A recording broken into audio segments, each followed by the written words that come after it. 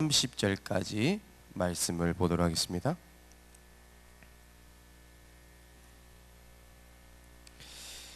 이제 우리가 함께 세 절 말씀을 함께 합독하시도록 하겠습니다. 수고하고 무거운 짐진 자들아 다 내게로 오라.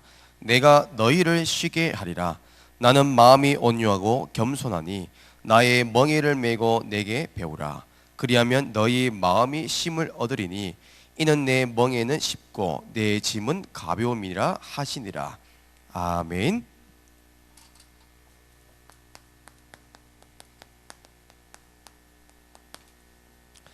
할렐루야.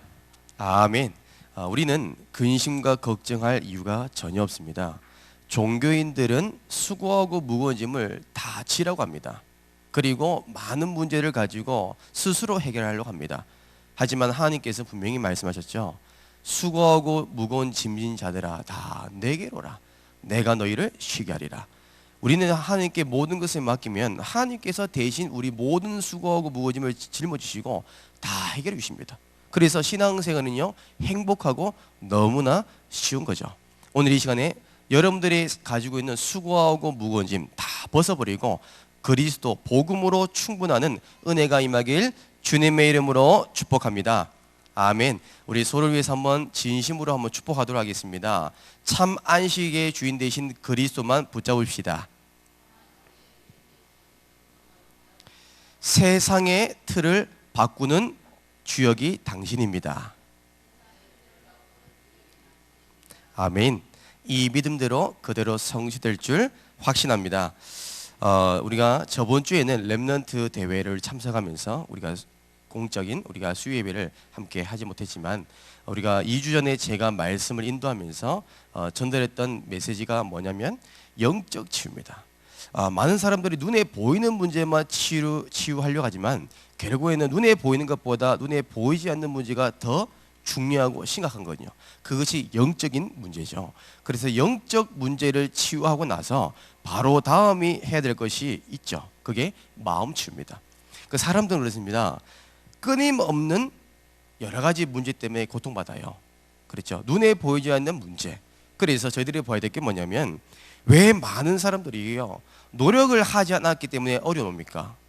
또한 많은 사람들이 게을러 가지고 인생에 미래가 없고 소망이 없습니까?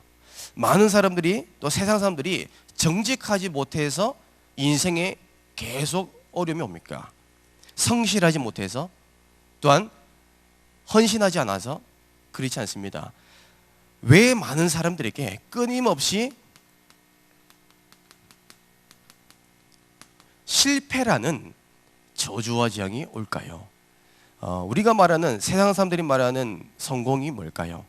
돈 많이 버는 것, 좋은 직장 얻는 것, 좋은 사람 만나서 결혼하는 것, 그리고 자녀가 좋은 데 가는 것. 이것이 세상 사람들이 말하는 다 성공의 기준이죠. 그런데 중요한 것은 성공의 기준이 그건데 나중에 보니까요 노력한 만큼 수고한 만큼 다 무너져요.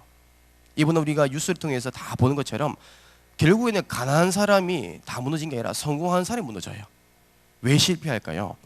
이번에 우리 강단 말씀 주신 것처럼 그들은요 한 가지를 모릅니다. 세상 거 다 알아요. 세상 지식, 세상 흘러가는 거 다 아는데요 한 가지를 모릅니다. 그것이 왜 우리 인간에게 오는 문제의 원인, 근본 원인을 모른다 사실이죠. 다르게 보면요 다른 건 다 알아도 그리스도 이 한 가지를 몰라서 문제가 옵니다. 물고기는 물속에, 나무는 땅속에, 새는 공중에 있어야 됩니다. 그래야 행복해요. 사람은요 원래 인간은 하나님을 믿어야 하나님과 함께해야 행복합니다. 그래야 영원한 행복을 누릴 수 있죠. 사람들은요 그리스도를 몰라서 문제 온다는 사실. 그래서 우리가요 사역자 여러분들이 현장에서 반드시 전달할 내용이 두 번째가 뭐냐면요 정확한 복음을 전달하지 않으면요 정확한 이 복음을 말하지 않으면요 반드시 어떤 문제가 오니까요 지금 순간은 잘 말씀을 이해하고 잘 듣는 것처럼 제자인 것처럼 보여도요 복음을 말하지 않고 다른 걸 말하면요 결국에는 어떻게 되냐면요 그 양육받는 대상자 다락방 받고 있는 상대가 어떻게 되냐면요 결국 나중에는 우상에 빠집니다. 저는 많이 봤거든요. 다락방 안에서 잘 훈련받는 사람이 어느 순간요 우상에 빠지더라는 거예요. 잘 인도받다가요 정확한 복음 말하지 않으면요 사상에 빠집니다. 그리고 더 무서운 것은요 종교에 빠져버립니다.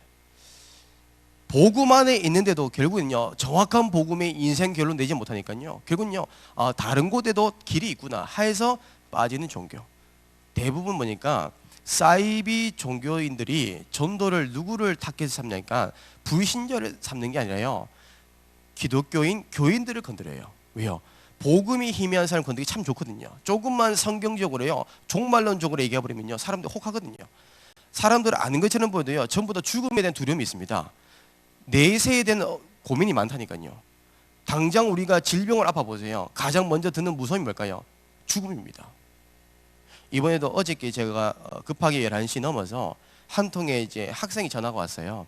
제가 예전에 경호중학교에서 한 6년 전에 가르쳤던 학생한테 전화가 왔습니다. 그 친구가 왜 전화하니까 제가 예전에 다락방 했고 또한 사역했던 이 아이가 이제 고등학교를 진학하면서 이제 방황하기 시작하더라고요. 제가 일주일 전부터 학교에서 만나서 꼭 얘기했습니다. 진짜 네가 그리스도 부자가 된다고. 하나님은 너를 계속 기다리고 있다고. 그런데 그 말을 제가 던지고 나서 일주일 이후에 어제 저녁이었죠. 오토바이 사고 났더라고요. 그래서 뒤에서 타고 있는데 앞에 운전하는 친구는 멀쩡하고 뒤에 있는 이 아이만 크게 다쳤더라고요. 그래서 떨어지면서 이제 사고 나면서 떨어지면서 턱을 박았는데 턱이 완전히 으스러져 버렸어요. 그래서 얼마만큼 이제 신급했냐니까 긴급 상황이냐니까 수술을 못 한대요. 조직 검사해 보니까 보통 수술하기 전에 이 사람이 수술을 해도 되는지 아닌지를 확인 여부를 이제 점검하잖아요. 95% 이상이 이 아이는 수술하는 순간 정신마비를 하는 순간 정신 못 깨는데요. 그래서 위험하다는 그 이유로 수술을 못 하고 지금 계속 이제 미루고 있는 상태입니다. 그 이제 지금은 이제 식사도 못 하고 물 한 방울도 마시지 못해요. 말도 못해요. 침을 다 흘려버립니다. 결국에는요 사람은요 정확한 복음 말하지 않으면 다 이런 데 빠진다니까요. 그 아이가 복음을 떠나고 나서 하나님을 떠나서 계속 불교 종교를 믿더라고요. 정확한 복음 말하면요 다 살아나는데 정확한 복음 말하지 않으니까 계속 문제 오는 겁니다.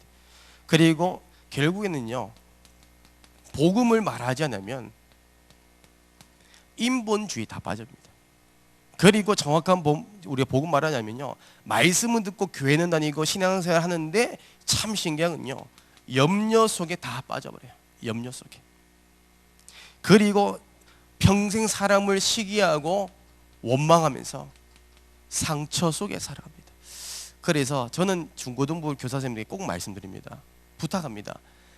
일주일 주중에 한 번 이상이라도 한 번만이라도 정확한 복음만 말하는 다락방 시간을 꼭 가지랍니다. 왜냐하면 복음만 들어도 아이들은요 이걸 지속적으로 만나도 살아나거든요. 다른 거 한 거 없습니다. 복음만 말해도 살아납니다. 다른 사람이 안 되는 사람도 저는 만나니까요 복음만 말하니까 어느 날 그 한 사람이 복음으로 이해되고 복음으로 은혜 받기 시작하니까 바뀌더라니까요. 인생의 비정상이었던 이 아이가 정상인 삶을 살아가는 것을 봤거든요. 그래서 복음만 말하는 이 다락방을요 계획 양육을 지속만 하셔도 살아납니다. 근데 이 복음의 메시지를 우리가 어느 순간 우리가 전달하지 않으면 그 영혼은요 조금씩 영적으로 고갈 상태 되면서 무너지게 됩니다. 왜? 영적 상태는요 늘 말씀으로 충만한 상태 돼야만이 늘 뭡니까? 영적인 문제, 환경의 문제 또한 어떤 어려움에도 이길 수 있는 힘이 있다니까요. 이 중요한 사역을 하나님께서 사역자인 여러분들에게 이 사명과 소명과 천명을 주신 겁니다. 그리고 세 번째로 저희들이 꼭 기억할 것은 뭐냐면 문제 해결책. 그래서 영적인 진짜 치유할 수 있는 해결책이 뭘까요? 많은 사람들은요 해결책이라 해도 복음 속에 있다 해도 말씀 속에 있다고 예수 믿는다 하지만 결국 나중에 보니까요 갈라디아서 6장 8절 말씀처럼 자기 육체를 위하여 심는 자는 육체로부터 썩어질 것이고 성령을 위하여 심는 자는 성령으로부터 거두리라. 뿌린 대로 열매 맺게 되어 있습니다. 그렇죠? 그렇기 때문에요 육체를 위해서 투자하는 것이 아니라 영적인 우리가 양식을 먹는 일에 예배에 최우선 둘 수 있도록, 그래서 늘 오직 하나님의 말씀 속에 임할 수 있도록. 왜요? 예배 속에요, 말씀 하나 우리 붙잡으면요, 그 말씀이 나를 치유합니다. 하나님 말씀 살아계시기 때문에 다른 방법이 안 돼도 말씀 믿는 순간 내 인생의 모든 문제가 해결받는 거예요. 왜요? 말씀은 곧 그리스도의 복음의 말씀이기 때문에. 이 말씀을 붙잡고 이제는요, 내 삶이 기도가 되어질 수 있도록, 오직 기도, 그렇죠, 기도하는 삶이 되도록, 이 중요한 축복을 받으면서 이제는 내 삶이 이제는 전도하는 삶으로, 그러면요 나의 모든 것들이요 발판되고 생명 살리는 도구가 되는 거죠. 이 중요한 사역을 우리가 여러분들이 현장 속에 꼭 전달하셔야 됩니다. 많은 사람들은요 이걸 모르기 때문에 계속 방황하고 고통받습니다. 그래서 영적 치유하고 나서 반드시 우리가 해줘야 될 게 뭐냐면 마음 치유입니다. 그러면 마음 치유라는 것을 다르게 보면요, 많은 사람들이 눈에 보이지 않게끔 마음의 병을 다 가지고 있습니다. 마음의 병. 마음의 병이 뭘까요? 중요한 것은요, 사람들은요 시험 들고 또한 갈등 생기고, 과연 이 시험이 왜 들까요? 갈등이 왜 생길까요? 우리가 삶을 살아가 보면 시험 들 때도 많아요. 갈등이 있을 때 많이 있습니다. 근데 대부분의 시험과 갈등은 하나님 때문에 시험과 갈등 드는 게 아닙니다. 전부 다 뭡니까? 사람입니다. 다 인간관계죠. 지금 우리가 상처 없는 사람 있습니까? 고민 없는 사람 있습니까? 갓난 아이도 고민이 있어요. 제 아들만 봐도 고민이 있더라고요. 언제 엄마 올까? 언제 밥 먹을까? 언제 응가할까? 계속 고민해요. 그래서 울어요. 사람들은요 전부 다 고민이 있다니까요. 그래서 저희들이 봐야 될 게 뭐냐면, 결국 사단은요 시험과 갈등을 통해서 어떻게 해요? 이걸요 가지고요 사단은요 우리를 이용한다는 사실입니다. 사단은요 시험과 갈등을, 사람 문제를 통해서 우리를 이용한다니까요. 이것을 분명해야 됩니다. 이 사단은요 결국에는요, 사람들은요 상처 없는 사람 없잖아요. 다 상처가 있습니다. 어떤 상처를 가지니까요, 과거, 그렇죠, 지나간 우리 과거, 지난날 나의 모습들, 그런 과거에 대한 상처를 메어 삽니다. 그리고 사람들은요 가정, 그렇죠, 가정의 상처, 가정의 상처 없는 사람은 거의 없겠죠. 그리고 사람들은요 한 번쯤은 실패하는데, 이 실패한 이 과정 속에 있는 상처, 그리고 이 부분에서 더한 내 인생의 성장, 자라나면서 받은 상처들, 여러 가지 있겠죠. 그 다음에 어떤 사람은요 신앙생활 하면서 교회에 받은 상처, 목사님 받은 상처, 장로님한테 받은 상처, 권사님한테 받은 상처, 교역자한테 받은 상처, 이것 때문에. 그리고 이제는요 어떤 사람은 배움의 상처, 어려우니까 배우지 못한 이 상처를 평생 가져가고 있습니다. 이런 부분을 우리가 다시 한번 점검해 볼 필요가 있습니다. 저도 사실 목사지만 상처 없는 줄 알았는데 제 삶은요 과거를 되돌아보니까 상처투성이었다니까요. 저도 상처투성이었다니까요. 얼마만큼 상처였냐니까요. 저는 가정에 대한 상처 있었으니까요. 가정에 상처 있으니까요, 저는 어떻게 보면 가정 문제 있는 사람 보면 전부 다 미워 보이더라고요. 어떻게 보면 원망스럽기도 하고. 우리 과거 상처. 그래서 우리가 다시 한번 알게 뭐냐면, 지금 우리가 범죄자들을 다 가만히 보면 그 사람들이 물론 마귀에게 잡혀서 범죄를 저지른 거 맞습니다. 살인 사건부터 자살부터 해서 여러 가지 중독에 빠진 사람 다 마귀에 잡힌 거죠. 중요한 것은 잡히기 전에 이런 것들이 뭡니까? 통로가 되는 거예요. 전부 다 마귀의 통로가 돼버리니까 이걸 통해서 마귀 역사해버린 겁니다. 구원받는 우리도요, 마귀는 뭐예요? 빈틈이 보이면 걸고 넘어져 버립니다. 이게 상처입니다.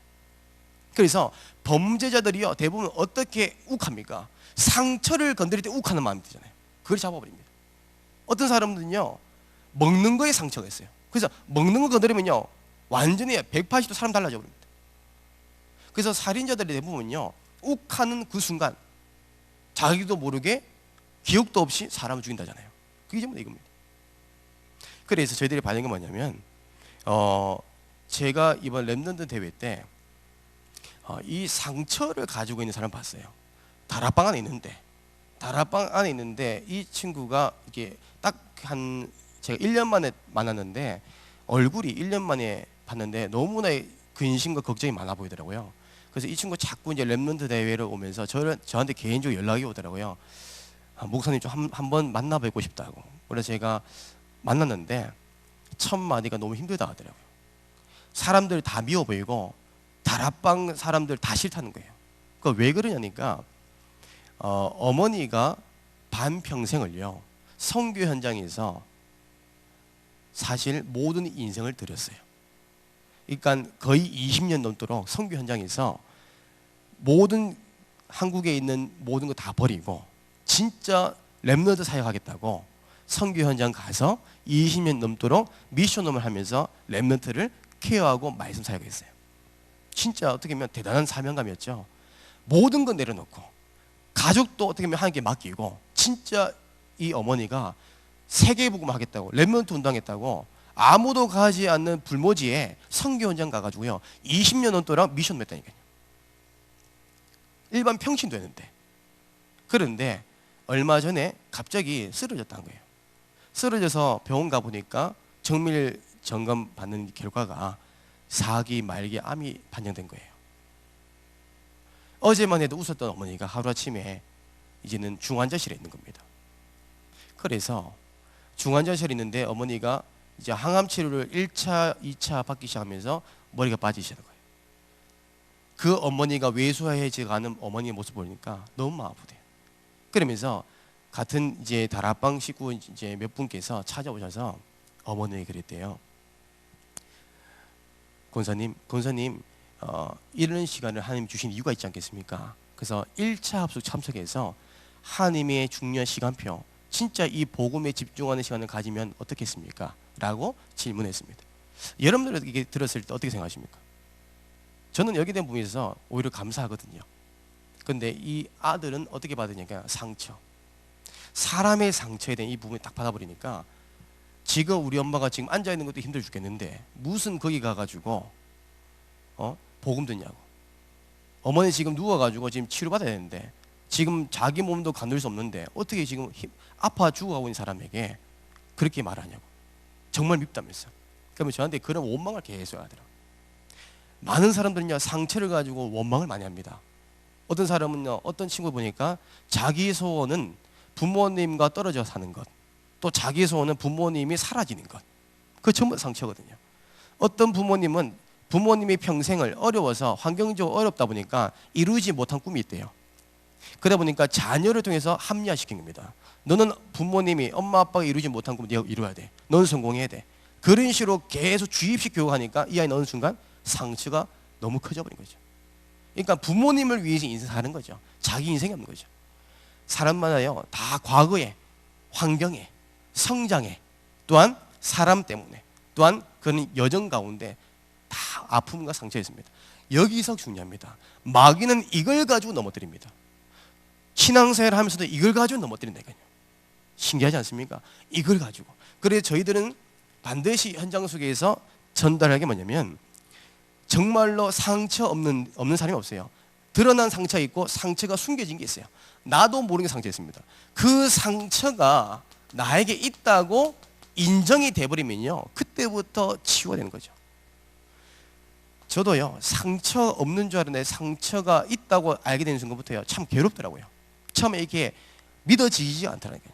근데 저도 모르게 상처에 넘어지고 좌절하고 아파지고, 이 상처를 인정하는 순간 우리는요 사역자 여러분들이 전달해야 됩니다.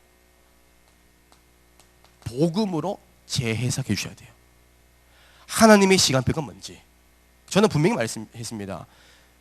어머니가 4기 말기 암 환자지만 그것도 하나님의 시간표잖아요. 하나님의 절대 주권이잖아요. 우리가 오래 살고 싶다 해서 오래 삽니까? 우리가 살고 죽는 생사화복은 다 하나님 손에 있잖아요. 하나님께서도 그 어머니의 그 권사님의 인생 여정을 다 중원하시는데 그것도 하나님께 허락하신 시간표거든요. 그래서 저는요 그 아이의 상처를 듣고 복음으로 재해석해 줬습니다.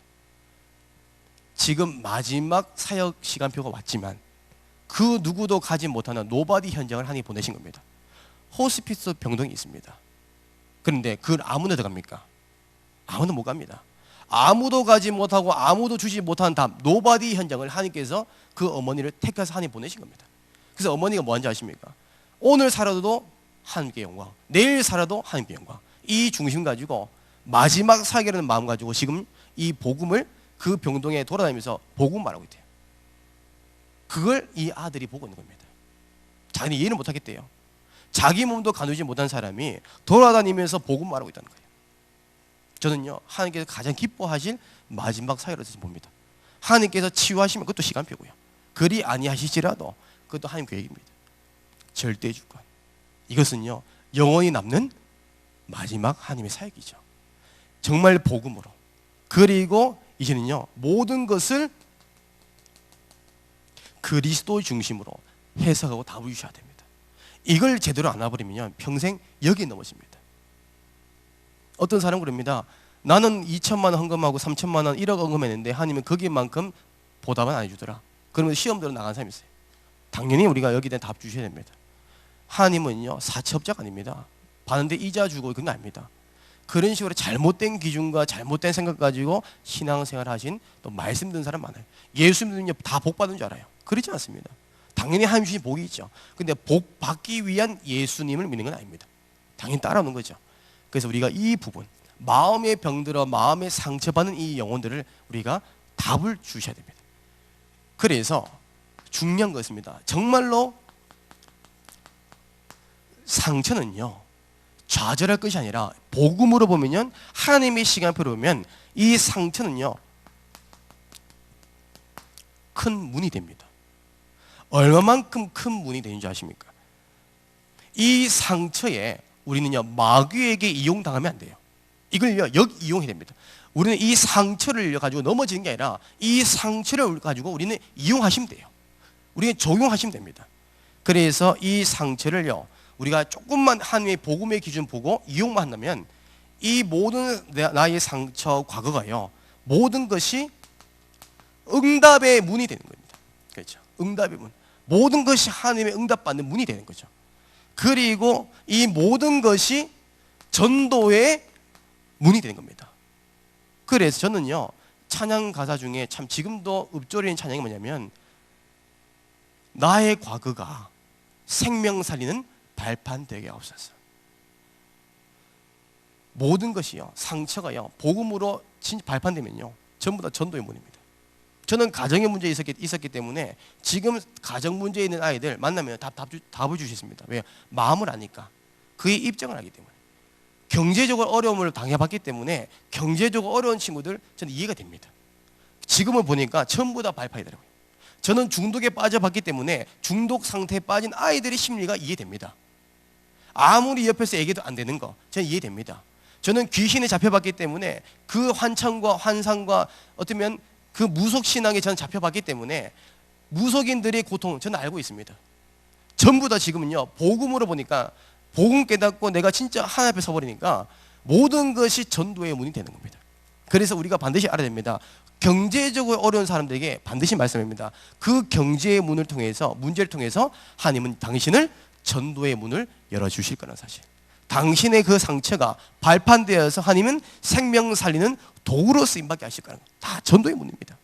그래서 참 이번엔 감사한 것은 이정현 성도님께서 어느 순간 이 복음을 깨닫기 시작하면서 하나님께서 은혜를 베푸신 것 같아요. 이제 모든 것을요, 전도의 문으로. 예전에는요, 무속인 이 얘기하면 chắc 싫었거든요. 어떻게 보면 무속 얘기를 누군가에게 하면요, 그게 상처가 있으니까. 얼마만큼 상처니까요, 자기 인생 전체를요, 마귀에게 다 뺏겼다는 거예요. 너무 억울하고 원통하던 거예요. 그런데 어느 순간 복음을 깨닫고 보니까 그게 전부 다 뭐예요? 발판된 겁니다. 지금은요, 감사하다는 거예요. 그러니까 그 순간부터 뭐예요? 모든 사람부터 전도의 문. 이제는요, 모든 사람을요, 복음 듣게 하는 전도자로 하나님이 세우셔 가시는 거예요. 그래서 우리가 현장 속에서 무엇을 말하고 어떻게 전달하느냐에 따라서 한 사람의 인생이요, 완전 달라질 수 있다는 겁니다. 그리고 정말로 이 복음으로 보면요, 다 사역의 문이 됩니다. 어떻게 보면 문제는요, 문제가 아니죠. 정말로 하나님 주시는 축복 중에 축복이자 축복의 통로입니다. 그래서 저희들은 꼭 이 말씀을 기억하시면 됩니다. 그래서 에베소서 4장 26절에서 27절 말씀 보니까 분을 내어도 죄를 짓지 말며 해가 지도록 분을 품지 말고 마귀에게 틈을 주지 말라. 이제 마귀에 틈 주면 안 됩니다. 빈 틈을 보이는 순간 마귀는 우는 사자와 같이 우리를 삼킬 자를 찾습니다. 그것이 우리 인생의 영적인 아킬레스건이 되어버리죠. 그게 상처입니다. 그리고 분명히 성경이 말합니다. 마귀는요, 고린도 후서 4장 4절에서 5절, 그리고 데살로니가 후서 2장 10절에서 11절 말씀처럼 지금도 마귀는요, 우리의 생각과 마음을요, 혼미하고 또한 우리의 모든 것을 미혹시키고 있다는 사실. 그래서 저희들은 반드시 우리는 뭘 해야 되냐면 이 상처를 뛰어넘을 수 있는 방법, 또한 문제가 아니고 문제가 축복의 통로인 것을 우리가 딱 붙잡을 수 있도록 알려주셔야 됩니다. 그게 뭐냐면 감사죠. 진짜 감사. 무엇을 위한 우리가 감사해야 될까요? 문제와 갈등, 나의 문제와 갈등, 상처가 다 감사 재료죠. 너무나 감사한 거죠. 다 응답의 재료들이지 이것이 나를 넘어뜨릴 수 있는 요인이 된 게 아닙니다. 마귀는 우리를 넘어뜨리려고 이 모든 재료들, 이 축복의 재료들을 이용해서 넘어뜨리지만 하나님의 시간표 보면 이 모든 것은 축복의 발판이자 응답의 문들이죠. 그래서 우리는 무엇을 가지고 진짜 해야 됩니까? 하나님의 말씀, 이 말씀을 전신갑주 입는 겁니다. 내 생각, 마음, 영혼, 또한 내 모든 오장육부까지 하나님의 말씀으로 완전히 무장한 거죠. 그러면 말씀으로 무장하면요, 마귀는 절대 우리를 틈타지 못한 겁니다. 그래서 우리 현장 속에서 진짜로 상처와 마음이 병든 자들 거의 100%입니다. 보이는 문제도 있지만 보이지 않는 상처로 조용히 죽어가는 사람 많습니다. 그들에게 답 주셔야 됩니다. 교회 안에서도 마음이 병 있는 사람 답 주셔야 돼요. 어떤 사람은요, 말씀을 듣는데도요, 상처가 있으니까 그 색안을 끼고 계속 말씀 들어요. 과연 하나님께서 원하실까요? 그는요, 내가 저주받는 길이에요. 내가 망하는 길이에요. 말씀도 하나님의 음성 들어야 돼요. 그런 부분에서 우리가 교회 안에서도 렘넌트 가운데도 우리 교사선생님들과 사역자분께서 정확한 이 복음으로 재해석이 돼서 하나님이 나에게 주시는 그 문제와 어려움이 하나님의 이유가 있고 시간표가 있다는 사실, 그 속에 하나님의 계획이 있다는 것을요, 반드시 전달됩니다. 여기에 넘어지면 안 됩니다. 다 맞는 것처럼 보여도 마귀는 뭡니까? 탐스럽게 만들어요. 먹음직스럽게 만듭니다. 근데 결국 뭐예요? 우리 인간을 멸망시키는 목적, 그걸 절대 소금 안 됩니다. 결론으로 저희들은 반드시 전달해 주셔야 됩니다. 당신은 걱정할 필요 없습니다. 너는 걱정할 필요 없다. 왜요? 하나님이 지금 나와 함께 하시는, 너와 함께 하시기 때문에. 그리고 우리는 걱정할 필요 없는 게 하나님께서 우리와 함께 하기 때문에, 우리 모두와 함께 하기 때문에. 하나님은 지금도 우리 모든 현장 속에 함께 하기 때문에 걱정할 필요 없습니다. 언제까지요? 지금만 그랬습니까? 아닙니다. 영원토록. 영원토록 나와 함께 하시고 우리와 함께 하시고 우리 모든 현장 속에 하나님이 역사하는 사실. 그래서 우리는요, 걱정할 거 없습니다. 하나님이 내 인생에 책임지시는데 왜 우리가 걱정합니까? 수고하고 무거운 짐 질 필요 없습니다. 경제 문제 있습니까? 자녀 문제 있습니까? 미래 문제 있습니까? 어떤 문제 있더라도 우리는 고민할 필요 없습니다. 하나님께 모든 것을 맡기시면 됩니다. 모든 문제의 상처는 축복의 통로이자 생명 살리는 도구가 되는 겁니다. 그래서 두 번째로 알려주셔야 됩니다. 당신은 언약의 여정 속에 있다는 사실. 그 언약의 여정은 뭘까요? 구원받은 당신은 그 모든 상처와 아픔을 통하여 다 발판돼서 진짜 전도자로서 세계 복음화 할 수 있도록 하나님이 증인으로 세우기 위한 과정일 뿐이다. 그건 내 인생 전체의 한 부분이지 전체가 아닙니다. 그것 때문에 내 인생이요 전체가 무너진 건 아닙니다. 내 인생 전체 언약의 여정 속에 한 부분입니다. 그것이 발판이 되고 사도행전 1장 8절 말씀의 성취의 밑거름이 된 겁니다. 예수님께서 분명히 말씀했습니다. 내 증인이 되게 하리라 그랬습니다. 되게 하시겠대요. 누가요? 하나님께서 당신을. 정확한 이 답을 전달하셔서 모든 사람들이 세계에 복음할 수 있는, 또 여러분들 현장 속에 절대 제자들이 현장 곳곳에 일어나길 주님의 이름으로 축복합니다. 기도하겠습니다. 하나님 감사드립니다. 반드시 성취될 언약의 말씀을 우리에게 주신 주님 감사드립니다. 많은 사람들이 눈에 보이지 않는 상처, 마음의 병으로 죽어가는 이 현장 속에 오늘 우리에게 주신 말씀처럼 복음으로 그들을 다 살리게 하시고 그 상처와 과거 모든 문제가 발판되어서 세계 복음화에 쓰임받는 언약의 여정 속에 과정임을 깨닫는 은혜의 시간표 되도록 축복하여 주시옵소서. 우리 트리니티 교회 모든 사역자분들이 가는 모든 발걸음마다 현장마다 만남 속에 모든 사람을 치유하고 살리는 바울 같은 전도자로 축복하여 주시고 지역 복음화의 참된 제자로 주님 세워 주시옵소서.